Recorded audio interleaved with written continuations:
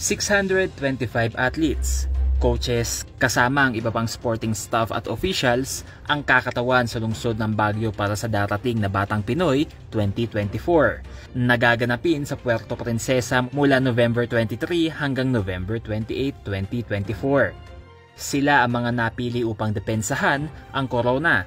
Dahil nitong nagdaang mga taon, Baguio ang kumuha ng overall champion sa Batang Pinoy.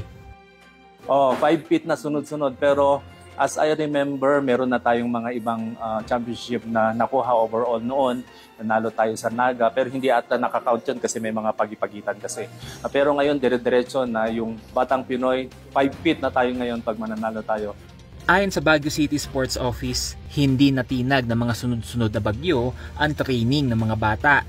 Hindi naman naka-apekto masyado itong maraming bagyo na umakyat dito sa norte. Tuloy-tuloy naman ang kanilang training. Saka alam ko very high moral yung ating mga atletang magre-represent ng Team Baguio para i-defend yung ating title as the national champion. Naiintindihan ng coaching staff na hindi ganun kalaki ang budget na naibigay para sa Team Baguio ngayong Batang Pinoy. Ngunit sa kabila nito, maglalaro sila upang maiuwi ang 5 feet na hinahangad. Ang ginagawa lang namin is, if ever na hindi may provide, then we're trying our best naman na kami nang magremedyo.